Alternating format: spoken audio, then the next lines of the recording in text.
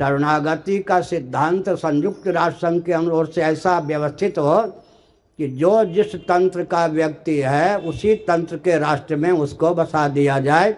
और भारत, नेपाल, भूटान, कम से कम बर्मा, श्रीलंका भी छोड़ भी दें, भारत, नेपाल, भूटान, कम से कम ये 3 जो हिंदुओं के देश हैं, विश्व में कहीं भी हिंदू उत्पीड़ित होकर उस देश को छोड़ना चाहता है, इन 3 देशों में उसको स्थान, सुविधा, सम्मान मिले। भविष्य की ओर मैं संकेत करता हूँ, कदाचित कोई बना हुआ शरणार्थी ना हो, सचमुच में उत्पीड़ित शरणार्थी हो, तो भी भविष्य में उसके वंशधर कहाँ से जुड़ जाएंगे? जो उनका तंत्र है उसी से तो जुड़ेंगे, वो हमारे लिए फिर भी घातक सिद्ध हो जाएंगे। दया बिना संत कसाई, दया करी तो आफत आई। विश्व स्तर पर आचार संहिता हो, मुस्लिम तंत्र किसी भी देश में उत्पीड़ित हो, न्याय तंत्र और सामाजिक तंत्र इतना प्रबल किया जाए, उसके उत्पीड़न को उसी देश में दूर कर दिया जाए। आखिर हिंदू भी तो भारत में उत्पीड़ित हैं, तो क्या भारत छोड़ देते हैं? कितने हिंदू हैं नेताओं के द्वारा, अराजक तत्वों के द्वारा उत्पीड़ित होते हैं। इसलिए मानवोचित स्नेह और सुविधा भी उनको प्राप्त हो, लेकिन सजातीय देश के द्वारा। समझ गए? विश्व में लगभग 70 देश मुसलमानों के हैं। 50-55 देशों में तो मुस्लिम विधा से ही शासन तंत्र क्रियान्वित है। उस देश को छोड़ने की परिस्थिति ही हो, सजातीय देश में उनको बसाया जाए। अंग्रेजों ने मुसलमानों के नाम पर देश का विभाजन क्यों किया? भारत के प्रधानमंत्रियों ने भी 9 बार देश का विभाजन किया है। भले ही मुसलमान सज्जनों के नाम पर देश का विभाजन हुआ, विभाजन किया किसने? अंग्रेजों ने किया ना। मुसलमानों के नाम पर विभाजन करने वाले अंग्रेज। और अगर ये जो कानून वाली बात चल रही है, अगर चल रही है तो थोड़ा विचार कीजिए, जिन्होंने देश का विभाजन किया उनके प्रति इतनी सहानुभूति क्यों? कि माननीय श्री दलाई लामा जी बम्बई में मैं था, उनको नहीं मालूम होगा, मेरा कोई प्रचार प्रसार नहीं होता था, तब वो बोले, जब मैं लखनऊ में था तब वो बोले कि हिंदुओं आपके यहाँ भेदभाव है, बौद्ध बन जाइए। तो माननीय दलाई लामा जी माननीय अतिथि के रूप में सुविधा लें, सम्मान लें, स्नेह लें, घर में सेंध मत काटें। अगर घर में सेंध काटना है तो भारत छोड़ दें, मैंने कह दिया। बौद्धों के ग्रंथ में लिखा है, क्या लिखा है? बुद्ध जी का अवतार ब्राह्मण या क्षत्रिय कुल में ही होता है, किसी अन्य कुल में नहीं। हमने कहा परंपरा से ब्राह्मण क्षत्रिय आर्य समाजियों के यहाँ होंगे, परंपरा से ब्राह्मण क्षत्रिय तो सनातनियों के यहाँ होते हैं। फिर आप कैसे कहते हैं कि हम हिंदू नहीं और हिंदुओं के यहाँ भेदभाव है? ये भेदभाव नहीं है क्या? तो हम थोड़ा भाव भी व्यक्त कर दें। अभी जो क्या चल रहा है वो नागरिकता को लेकर,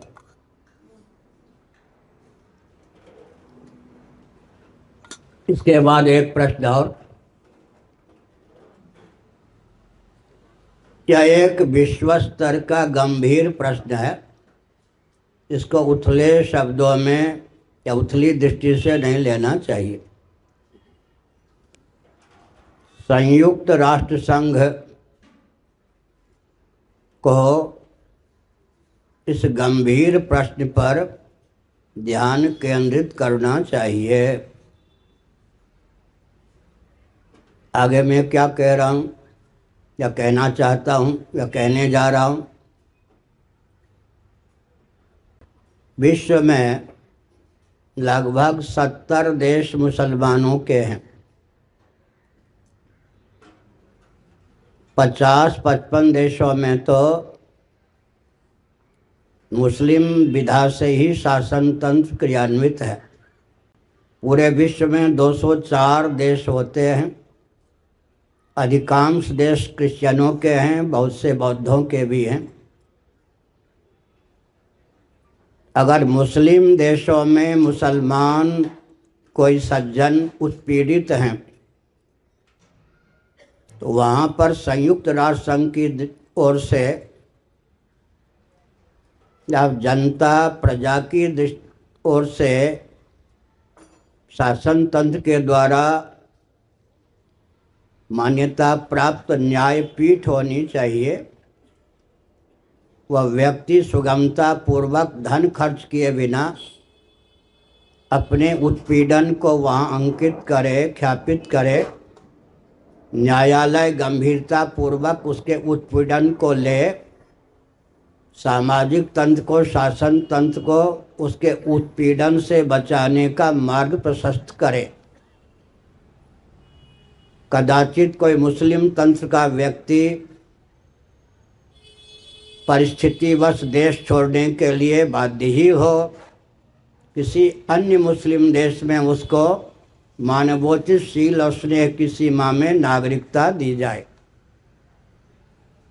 ऐसे क्रिश्चियनों के जो देश बन गए हैं, उन देशों में कोई क्रिश्चियन परंपरा का व्यक्ति शोषित हो, तिरस्कृत हो, अपमानित हो, वहाँ एक त्वरित न्याय तंत्र होना चाहिए जिसके माध्यम से सरकारी दबाव से उसको मुक्त किया जाए। और कदाचित वह क्रिश्चियन तंत्र का व्यक्ति अपने देश छोड़ने की स्थिति में ही हो तो क्रिश्चियन किसी देश में उसको स्थान मिलना चाहिए।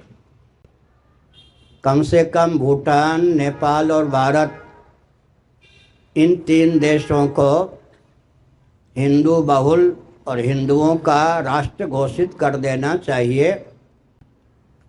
विश्व में कहीं भी हिंदू उत्पीड़ित हों या मुस्लिम, क्रिश्चियन आदि जिस देश में वो निवास करते हों उसको छोड़ने की स्थिति में हों तो भारत, नेपाल, भूटान में उनको स्थान मिलना चाहिए। इससे कोई उपेक्षित भी नहीं रहेंगे। ऐसा मैंने क्यों कहा, ध्यानपूर्वक सुनिए। पारसी, जिसको इटली आजकल कहते हैं, पहले पारस कहा जाता था, वह देश जहाँ की राष्ट्र की, देश की माननीय पुत्र वधू सुपर्णा जी हैं, जहाँ की सुवर्णा जी माने सोनिया जी, उनका नामकरण मैंने किया है सभा में, देश की माननीय पुत्र वधू सुवर्णा जी। पारस के व्यक्ति अग्नि लेकर विश्व में घूम रहे थे। उनको कहीं भी स्नेह, सम्मान, सुविधा मिलने की संभावना नहीं थी। वे दैवयोग से भारत की सीमा में आ गए। उस समय द्वारका के जो शंकराचार्य थे और उधर यादव राजा, दोनों ने विचार किया कि अतिथि देवो भव तैत्तिरीय उपनिषद का उद्घोष है, इनको उचित स्नेह, सुविधा और सम्मान पूर्वक भारत में स्थान मिलना चाहिए या नहीं। तब दोनों ने निश्चय किया कि ये भविष्य में भी, ये और इनके वंशधर भविष्य में भी सनातन वैदिक आर्य हिंदुओं के लिए घातक सिद्ध न हो, हिंदुओं के अस्तित्व और आदर्श पर आघात करने वाले सिद्ध न हो। इस शर्त पर सुविधा दी गई, सम्मान दिया गया, स्नेह पूर्वक उनको बसाया गया। टाटा जैसे समृद्ध व्यक्ति पारसी हुए। आज भी पारसी अगर प्रार्थना करते हैं तो यादव राजा और शंकराचार्य के प्रति कृतज्ञता का परिचय देते हैं।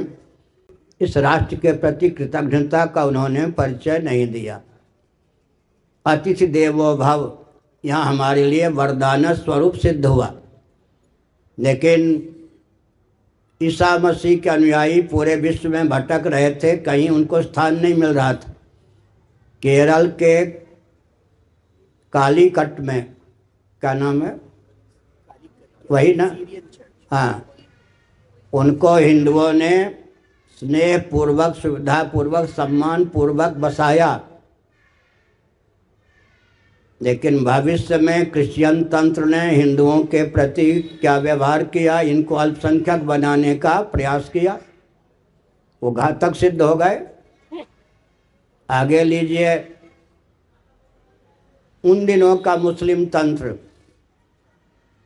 एक बात तो मैं कह दूं, सबके पूर्वज का नाम सनातन वैदिक आर्य हिंदू। विश्व में परिपूर्ण इतिहास किसी के पास नहीं है, केवल हमारे पास है। महाभारत, श्रीमद् भागवत से बोल रहा हूँ। मरीचि, कश्यप इत्यादि की धर्मपत्नियों के गर्भ से देवता आदि ही उत्पन्न नहीं हुए, गरुड़ भी उत्पन्न हुए। समझ गए? शेष नाग भी उत्पन्न हुए, सर्प भी, तरुलता, गुल्म, स्थावर प्राणी भी उत्पन्न हुए। महाभारत भागवत का अध्ययन कीजिए। स्थावर जंगम जितने प्राणी हैं उनके पूर्वज सनातन वैदिक आर्य हिंदू, मरीचि, कश्यप इत्यादि महर्षियों की धर्मपत्नियों के गर्भ से ही सबका प्रादुर्भाव हुआ।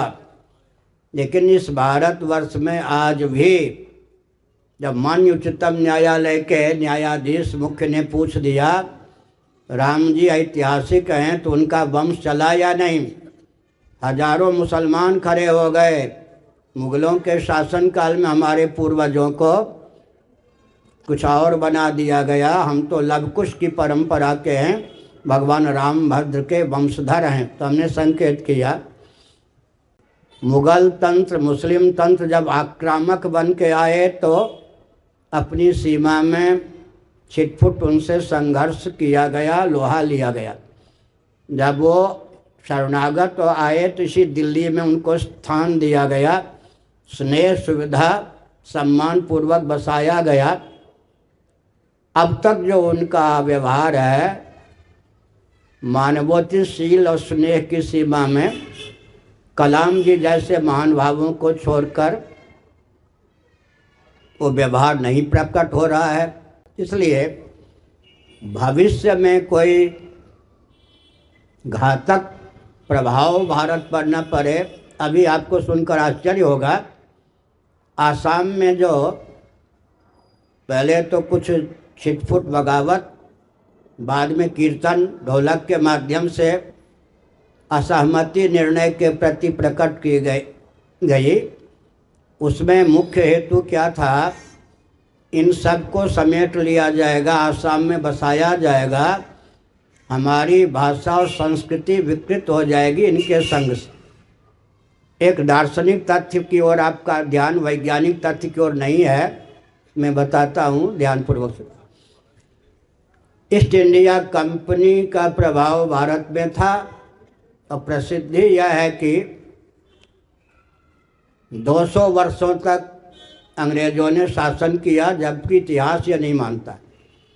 90 वर्षों तक लगभग आधे भारत पर इन लोगों ने शासन किया। ईस्ट इंडिया कंपनी की अवधि मिला लें थोड़ी देर के लिए, चलो 200 वर्षों तक। 200 वर्षों की अवधि में 200 से अधिक क्रिश्चियन नहीं बना पाए। कारण क्या था? भारत में पहली गोरी चमड़ी का व्यक्ति कौन आया? सिकंदर। भारत में पहली गोरी चमड़ी का व्यक्ति आया सिकंदर। ये पोप जी की गद्दी चल रही है, वो शंकराचार्य की गद्दी की अनुकृति है। एक दंडी स्वामी से मिले थे सिकंदर। और दलाई लामा जी की गद्दी जो 700 वर्षों से चल रही है, शंकराचार्य की गद्दी की अनुकृति है। वेटिकन सिटी जहाँ पोप महोदय रहते हैं उसे राजधानी की मान्यता प्राप्त है। पोप महोदय रिलीजन या पंथ के सबसे उच्च गुरु ही नहीं बल्कि राष्ट्राध्यक्ष, सेनाध्यक्ष भी हैं। तिब्बत के संविधान के अनुसार माननीय दलाई लामा जी भी केवल बौद्धों के सार्वभौम धर्मगुरु ही नहीं बल्कि सेनाध्यक्ष और राष्ट्राध्यक्ष भी हैं। सुधन्वा जी ने जो प्रशस्ति पत्र भेंट की, भगवान शंकराचार्य को प्रशस्ति पत्र भेंट किया, उसमें स्पष्ट लिखा है कि 4 धार्मिक राजधानियां आपने बनाई, उसमें गोवर्धन मठ का प्रथम नाम। हमने एक संकेत किया। क्या संकेत किया? हमने यह संकेत किया कि अंग्रेजों ने मुसलमानों के नाम पर देश का विभाजन क्यों किया? शासक तो वो थे उस समय। शासक जब वे थे तो क्रिश्चियनों के नाम पर देश का विभाजन करते, पर 200 से अधिक तो क्रिश्चियन बना नहीं पाए थे। मुसलमानों के नाम पर देश का विभाजन यूँ हुआ कि मुसलमानों के साथ रोटी बेटी का संबंध हो गया था। अब वर्णाश्रम का महत्व ध्यान में आया या नहीं? इनके साथ रोटी बेटी का संबंध हो गया था, इनकी संख्या बहुत बढ़ गई थी। तो देश का विभाजन ये मुट्ठी भर क्रिश्चियनों के आधार पर कर ही नहीं सकते थे। तो रोटी बेटी की एकता ने हमारे लिए क्या किया जी?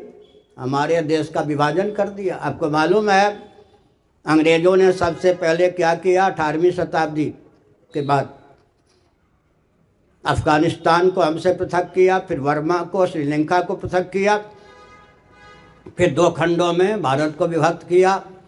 फिर भारत के प्रधानमंत्रियों ने 11 बार देश का विभाजन 9 बार देश का विभाजन किया। भारत के प्रधानमंत्रियों ने भी 9 बार देश का विभाजन किया है। तो मैंने एक संकेत क्या किया? जिनके साथ रोटी बेटी का संबंध नहीं हो पाया वे अपने नाम पर देश का विभाजन नहीं करवा पाए। जिनके साथ चमड़ी के मेल के कारण रोटी बेटी का संबंध हो गया उनके नाम पर देश का विभाजन हुआ और कई विभाजन का मार्ग भी प्रशस्त कर दिया गया, और भी कई विभाजन का मार्ग, उनके प्रभुत्व का मार्ग भी प्रशस्त कर दिया गया। एक बढ़िया चुटकुला सुनाता हूँ 2 मिनट में। एक दंडी स्वामी पूज्य बाजी महाराज के यहाँ वृंदावन में घूमने जा रहे थे। वो मैं नहीं था, कोई और थे। एक कोई व्यक्ति युवक मिल गया, महाराज बड़ी कृपा होगी, रात भर हमको ठहरा लीजिए, भोजन करवा दीजिए। आश्रम के प्रबंधकों को पूछे बिना उस युवक को ले आए, भोजन करा दिया और अपने कमरे में लिटा दिया।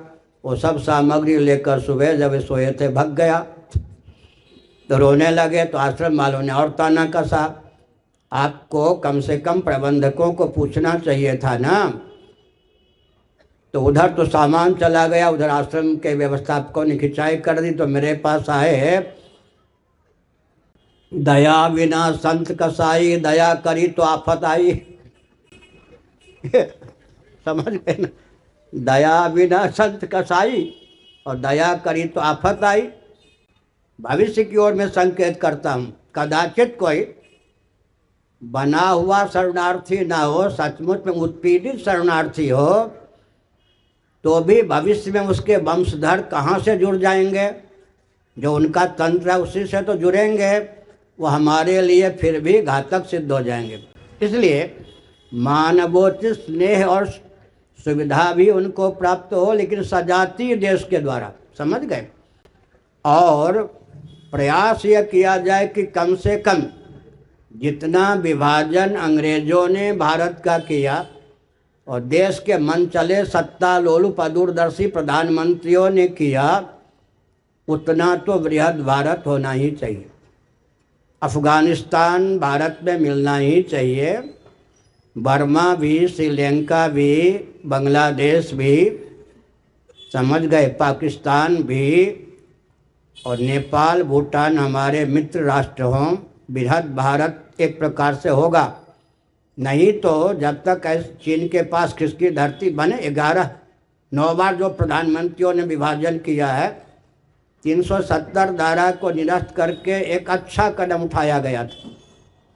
परंतु अयोध्या का कदम उठा करके स्वयं अपनी कीर्ति पर पानी फेर दिया गया। तो हमने एक संकेत किया कि जब तक ये सब देश हमसे मिलने की स्थिति में नहीं है, या अभी झटपट इनको हम मिलाने की स्थिति में नहीं हैं, तब तक विश्व स्तर पर यह आचार संहिता हो, मुस्लिम तंत्र किसी भी देश में उत्पीड़ित हो, न्याय तंत्र और सामाजिक तंत्र इतना प्रबल किया जाए, उसके उत्पीड़न को उसी देश में दूर कर दिया जाए।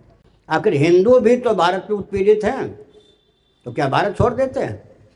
कितने हिंदू हैं नेताओं के द्वारा, अराजक तत्वों के द्वारा उत्पीड़ित होते हैं। केवल मुस्लिम तंत्र ही थोड़े, विदेश की बात छोड़ दीजिए, वो तो देश नहीं छोड़ते। तो एक ऐसा प्रबल संयुक्त राष्ट्र तंत्र के संरक्षण में मानवोचित शील और स्नेह की सीमा में हर देश में एक ऐसा न्याय तंत्र होना चाहिए जैसे त्वरित, अभी कहा गया ना कि 30 दिन के अंदर 27 दिन के अंदर वो जो पिशाच कांड 7-7 साल से वो लग रहा है केस, ये नहीं, ताकि उनको त्वरित न्याय मिल सके और जो शासन तंत्र हो या सामाजिक तंत्र उनको दबाने का प्रयास कर रहा है वो दबाने का साहस न करे, अथवा उस देश को छोड़ने की परिस्थिति ही हो, सजातीय देश में उनको बसाया जाए। और एक बात और कहता हूँ, प्रवचन को विराम देता हूँ। भारतीय संविधान की 25वीं धारा, हमारे सामने देवेंद्र जी माननीय उच्चतम न्यायालय के वरिष्ठ अधिवक्ता हैं। 25वीं धारा का मौलिक स्वरूप क्या था? जैन, बौद्ध, सिख इत्यादि हिंदू परिभाषित किए गए थे, अल्पसंख्यक भी परिभाषित किए गए, इतर, बाकी जैन, बौद्ध, सिख ये सब हिंदू परिभाषित किए गए। लक्षण की दृष्टि से भी प्रणव माने ओंकार, वेदों का बीज, इनके यहाँ मूल मंत्र होता है। जैनों के यहाँ, बौद्धों के यहाँ, सिखों के यहाँ ये पूर्व जन्म मानते हैं, पुनर्जन्म मानते हैं, परलोक मानते हैं। इतने अंशों में जैन, बौद्ध, सिखों से साम्य है।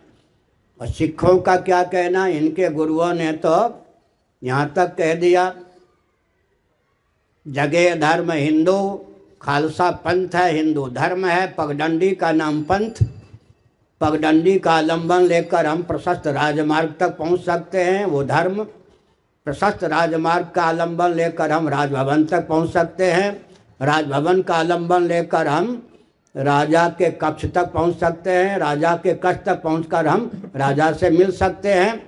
ऐसा पंथ जो धर्म तक पहुंचा दे, देश काल परिस्थिति के अनुसार ऐसा पंथ खालसा, तो गुरुओं की कुर्बानी तो हम स्पष्ट ही कहते हैं।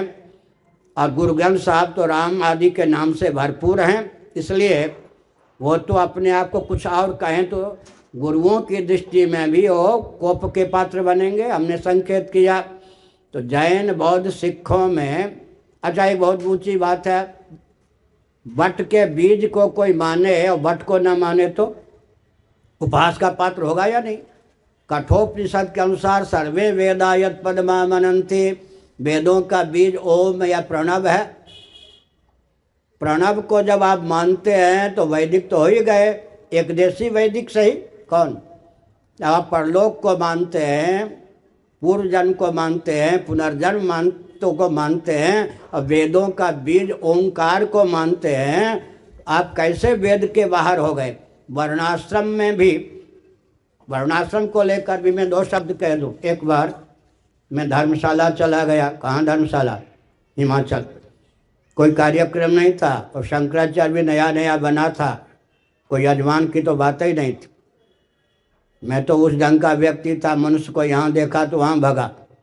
तो वृंदावन में भी पढ़ने पढ़ाने लिखने लिखाने में था, कोई चेले चपाटी धनी आदि से मेरा कोई संपर्क ही नहीं था। बना दिया गया शंकराचार्य, समझ गए? एक हंस के ऊपर हिमालय का बोझ, और आतंकवादियों से घिरा हुआ मठ 1.5 एकड़ में मिला, आतंकवादी अराजक तत्वों से घिरा हुआ मठ मिला। खैर, मैंने स्वामी निर्विकल्पानंद जी, उन दिनों राजीव मिश्र नाम था, कहा कि मुझे दलाई लामा को कुछ कहना है, धर्मशाला कार्यक्रम बनाओ। कोई यजमान नहीं, कोई कुछ नहीं, तो अच्छा धर्मशाला गया हिमाचल में। पत्रकारों को बुलाया गया, चैनल वालों को मैंने कह दिया कि माननीय श्री दलाई लामा जी, बम्बई में मैं था, उनको नहीं मालूम होगा, मेरा कोई प्रचार प्रसार नहीं होता था। तब वो बोले, जब मैं लखनऊ में था तब वो बोले कि हिंदुओं आपके यहाँ भेदभाव है, बौद्ध बन जाइए। तो माननीय दलाई लामा जी माननीय अतिथि के रूप में सुविधा लें, सम्मान लें, स्नेह लें, घर में सेंध मत काटें। अगर घर में सेंध काटना है तो भारत छोड़ दें, मैंने कह दिया। और इसीलिए मैं गया ही था, इसीलिए मैं गया तो जानबूझकर। अब ये तो ऐसा नमक मिर्च वाला संदेश बढ़िया छपने छपना था। दलाई लामा जी ने क्या किया, उनके जो तिब्बत के संविधान के अनुसार पार्लियामेंट उसमें एक व्यक्ति 2 बार ही सचिव रह सकते हैं, महासचिव प्रधानमंत्री। प्रधानमंत्री वहाँ के मेरे पास आए लामा जी, वो बौद्धों के विश्वविद्यालय के वाइस चांसलर भी रह चुके थे। दंडवत किया, बहुत बढ़िया एक वस्त्र दिया, बहुत शिष्टाचार का प्रयोग करके क्या कहा मालूम है, मान्य श्री शंकराचार्य महाभाग, आप तो बिल्कुल ऐसा नहीं कहना चाहते होंगे, चैनल वालों ने, पत्रकारों ने आपके मुख से क्या कहलवा दिया शिष्टाचार। मैंने कहा बिल्कुल उनका ध्यान भी इस प्रश्न की ओर नहीं था, मैंने अपनी ओर से ऐसा कहा। कांप गए। मैंने कहा बिल्कुल चैनल वाले निर्दोष, राम बरी सी भंजव चापा, आपने स्वयं कहा। हमने कहा बिल्कुल मैंने कहा, वो तो पूछ भी नहीं सकते थे ये, ऐसा क्यों कहा। हमने कहा कि आपके जो दलाई लामा जी हैं, लखनऊ का प्रवचन, मुंबई का प्रवचन, हिंदुओं में भेदभाव है इसलिए बौद्ध बन जाइए, मान्य अतिथि, सुविधा लें, स्नेह लें, सम्मान लें, सेंध तो न काटें। मैंने कहा वाजपेयी जी प्रधानमंत्री थे, उनके चाहने पर भी मैं दलाई लामा जी को भारत में नहीं रहने दूंगा। दलाई लामा जी मुझको बहुत मानते। हमारे प्रतिनिधि इंदिरा जी झा जी का हाथ उन्होंने भाई सभा में अपने सर पे रखा। अब हमको पत्र भी लिखा है, दलाई लामा जी ने इतना मार्मिक पत्र अपने हस्ताक्षर से लिखा है, मैंने भी जो उत्तर दिया है पुस्तिका में, उनका पत्र भी है, मेरा उत्तर भी। उन दिनों उस ढंग का परिचय नहीं था। फिर मैंने कहा कि सुनिए, आप प्रधानमंत्री हैं, बौद्धों के ग्रंथ में लिखा है, क्या लिखा है, बुद्ध जी का अवतार ब्राह्मण या क्षत्रिय कुल में ही होता है, किसी अन्य कुल में नहीं। हमने कहा परंपरा से ब्राह्मण क्षत्रिय आर्य समाजियों के यहाँ होंगे, परंपरा से ब्राह्मण क्षत्रिय तो सनातनियों के यहाँ होते हैं। फिर आप कैसे कहते हैं कि हम हिंदू नहीं और हिंदुओं के यहाँ भेदभाव है, ये भेदभाव नहीं है क्या। बुद्ध का अवतार ब्राह्मण या क्षत्रिय कुल में ही होता है, आगे निषेध है, अन्य किसी कुल में नहीं। उन्होंने कहा अंदर की बात तो यही है, तो हमने कहा बाहर क्यों अलग बोलते हैं, घोषित करें कि आप हिंदू हैं। तो हमने संकेत किया। और इतिहास देखिए, बौद्धावतारे जब हम कहते हैं तब कहाँ से बोल रहा हूँ, भविष्य पुराण। ये जो बौद्धावतारे हम लोग पूछ करते हैं, 2 मिनट और, भगवान विष्णु के अवतार जो बुद्ध हुए ये ब्राह्मण कुल में हुए। दशावतार जो भगवान के हैं उसमें ब्राह्मणों सुन लो, 2 बनचर 2 वारिचर 4 विप्र के ग्वाल, तुलसी दशरथ सुवन विन को कर सके निहाल। तुलसीदास जी के नाम पर है, पर किस तुलसीदास जी का वचन, उनके ग्रंथों में यह पंक्ति नहीं है, लेकिन मूल संस्कृत वचन हमारे पास है और यह वचन याद है। 2 बनचर नृसिंह भगवान, वराह भगवान, 2 वारिचर मत्स्यावतार कच्छपावतार, 2 बनचर 2 वारिचर 4 विप्र, 4 तो इधर चले गए, 6 में से 4 ब्राह्मण कुल में भगवान का अवतार। वामन भगवान किस कुल में, परशुराम जी किस कुल में, आगे कल्कि भगवान किस कुल में होंगे, और बुद्ध भगवान जिनको हम कहते बौद्धावतारे, जिनके नाम पर वो ब्राह्मण कुल में हुए। अब गौतम बुद्ध क्षत्रिय कुल में हुए, इतिहास भी यही कहता है कि बुद्ध जी का अवतार या ब्राह्मण कुल में होता है या क्षत्रिय कुल में हो गया। और बुरा ना मानो, एक क्षत्रिय कहाँ के, नेपाल के, बुद्ध गौतम बुद्ध बाबा हो गए, छात्र धर्म गया नेपाल का, भारत का तो चला ही गया। एक क्षत्रिय जीवन के चरम काल में अवधूत वृत्ति से रहने लग गए भगवान ऋषभदेव, श्रीमद् भागवत। वहीं लिखा है कि इनके नाम पर जैन संप्रदाय आगे चलेगा। उनके पोता नहीं, भगवान ऋषभदेव की रहनी को न समझने के कारण वो एक नया पंथ चलावेगा, श्रीमद् भागवत।